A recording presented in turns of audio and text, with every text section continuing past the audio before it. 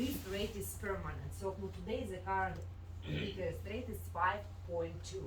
I can assure you it's the cheapest rate you can find like in Alberta today. There is Alberta student loan, they work just with the prime rate, but unfortunately they don't have such a long list of eligible expenses, and they don't have cover many things, and many people they are not eligible for that. So 5.2 is a very low interest rate, and the maximum repayment rate up to 5 years. So if you think about that, even if you apply for a maximum amount of 15,000, so over 5 years, it's not so much to pay.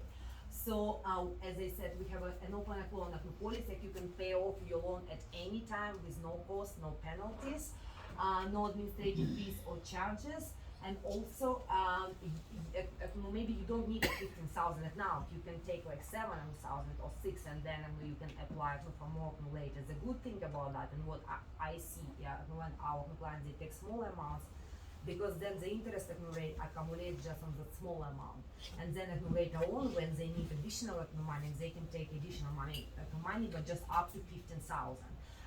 It's not one time loan. We see a lot of clients, they take 15,000, they pay it back, then they come back and they take another loan. Because again, 5.2%, it's a very low interest rate. And I know that even a small interest rate might sound scary to take on a loan, and that's why I always have this slide. So again, in my job interview, I ask my current team right now, like, you guys sound like heaven. You don't ask for Canadian credit history, you don't ask for stable income or stable job. Do people pay you back, or they're on the first plane to their home country? And I'm surprised to hear that actually the repayment rate has been 98%, and it has been like that since 2005. So more than for 15 years, people they have been paying us back during pandemic, during stupid oil crisis in Canada, I mean here in Alberta. So they have been paying us back. And here I have a successful story, and if you go to our website, you'll see tons of videos and success stories from real clients of ours. And we have solid data that our clients increase their income more than 3 times. And I guess you understand why it happens. Again, if people come to Canada, and sometimes they have been here for very long, working as Uber drivers, and suddenly they get their credentials back, and then they can be doctors and nurses and engineers and tons of other professions. So our eligibility criteria, I have to tell about that. So especially it's important for Jonas to know, to understand as well, and for his team. So you guys, you have to live in Canada. The people who are outside of Canada, they cannot apply for our loan. People, they have to have a permanent resident card, be Canadian citizen, provincial nominee, protected person, or convention refugee.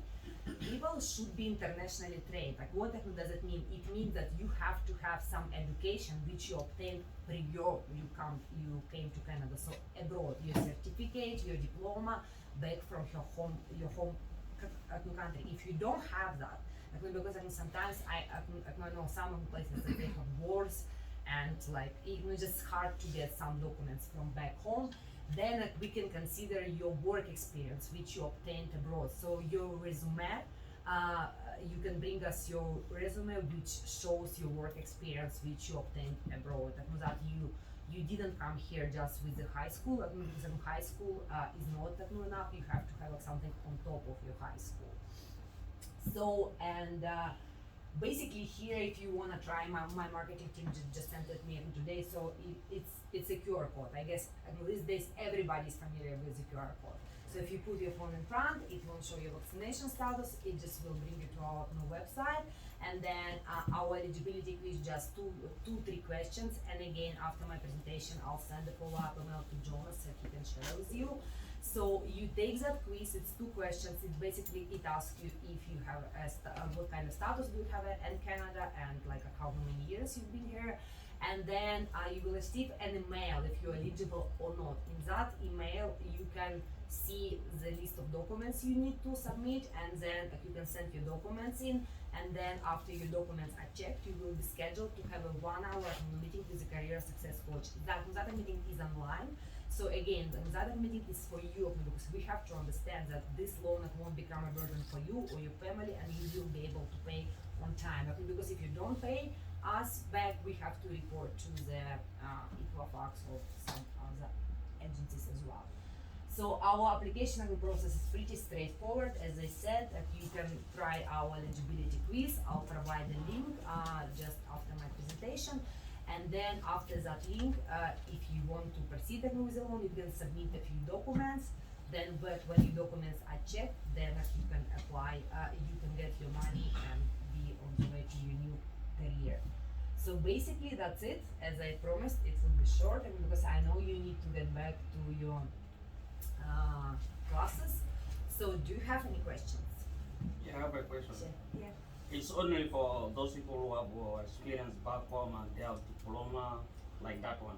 Either of them. Okay. If you came here in Canada, you underage, you finish your grade 12 here, you don't have experience back home, you are not qualified for it. Unfortunately not. So we see some refugees who are young, they come to Canada with no work experience or with no certificate from back home, and then even if they finish school here, they're not eligible. Again, it's not like our rules almost, because we are funded by the government of Canada, Alberta, Ontario, and Quebec, and the government is always has a plan. So they see it like you help people to get on their feet when they already spent a few years working or studying back home. So it's unfair for them to come here and work as janitors and cleaners. And so they wanna bring that potential from abroad.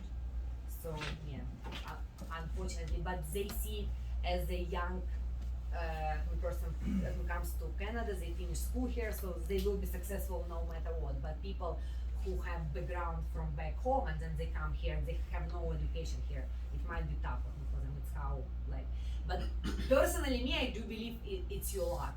Sometimes you can come here with no experience and you will have your job like the first month, and then you can come, you can finish school here and you will look for a job for 5 years. We can see with Ukraine now, right? Everybody loves Ukraine, and people come and people have jobs very quickly. When I have people here who have been in Canada for 10 years and they're looking for a job for months. So I guess it's just a matter of your luck, your personal luck. So I hope I answered your question. Yeah, you answered that one. But because of you came as a refugee, they became because of war, whatever, something like that. You underage. It's true you're considered refugees. Yeah. But because when you came brother as a refugee here, you like some parents at home, so you need to do some other things. Yeah. You can still apply for it, or I mean, you can try, and I'm not eligible to tell you that, but if you, again, we trust our clients, right? So let's say if you don't have your certificate, right? And so when we ask for your work experience, you have to provide us a new resume, right? And sometimes I know of our teams, they check, and sometimes they don't check. It's very hard to check, right? So just an idea for you. Because I applied for it, they didn't tell me exactly what is if you came underage, you can qualify for it. I applied for it, but they didn't write for me. They didn't write for me the reason why I didn't qualify. I mean, if you came underage, we understand that you couldn't work back home, right? Because of you were a child, a teenager or something like that.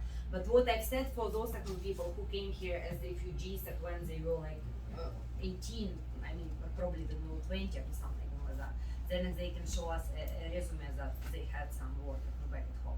But unfortunately, if you were young, when you came to Canada, it's very hard. It's even hard to find holes with the government at any case, right? Because you were young when you came here. And if you said, oh, I was working back home, nobody's gonna like it as well, and they won't be able to.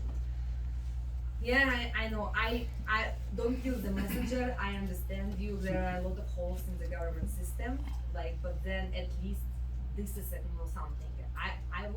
I'm still an immigrant. When I came to Canada, I wish somebody had told me about that because I applied for a credit card and the interest rate was 20%. So you see the difference of 20% or 5.2, right? So at least something. And all the support, no penalties, no administrative fees, and just a lot of good stuff, plus a mentorship program. For example, I was a mentor for a girl from Nigeria. She came to Canada February 2021, and it happened that way. She wanted somebody with a marketing experience. So, and like she found me, and then it was my first like, mentorship experience ever. So I had a few meetings like, with her, and she enrolled to be a student at the University of Alberta, and 2 months later she got a job. Like she was telling me it's because of me. I don't know, but I want to believe on that. I help her. It's not like I'm bragging off here, but I'm telling you, like mentorship program is great. So it allows you to meet new people, to network. I hate networking personally, but the funny second part, it's my job to network. But no, I mean, I found all of my jobs in Canada just through Indeed, no networking. So, but when you come to Canada, you're told you have to network, So, again, it's a longer. But still, if you are coming underage, you're still refugees. You still need to qualify for that period. Because you're refugees. Right? They help the refugees, right? Yeah. Immigrants. So you are still immigrants. But with some criteria. Yeah, Right? but you come here, you finish a grade 12, they have to consider that one too. So you maybe need some financial. Like we are working on it. Like my leadership team in Toronto, like because of this organization, they bring refugees, like who like young kids, and then I mean they're not like young kids, like they're 18 and they're eligible to go to a college. Yeah, but sorry. Because they say that you have to submit your work, Question. your resume. Yeah. It's just to consider the resume that you send to them in Canada. Because you work in Canada, you have experience, right? I know. Okay. Trust me, it's a long conversation, and I can talk with you for hours about that, but I don't even want to take everybody's time. We got another question back here. Question, yeah. If someone is already registered and paying already, so he can get back, he can apply for loan? Sorry. If- Yeah, that's a great question. So basically what Jonas had asked me, so let's say if you have paid for your school already, so we can accept receipts not more than 6 months after that. So somebody who can come to us, if the other person is eligible, we can reimburse. So but up to 6 months. Okay, I got one question here. Because we are working with the Donald Private School, so I have a letter attached to it. I'm attending the private school here. Why they ask for like if that one you don't qualify, so you're working with this one for only refugees, right? So is that one not considered as like why we cannot give money directly to him? yeah. Like it's like it doesn't work with the government program. So if you are like back home, you are because the thing is we cannot micromanage our clients, Okay. right? We trust our clients, and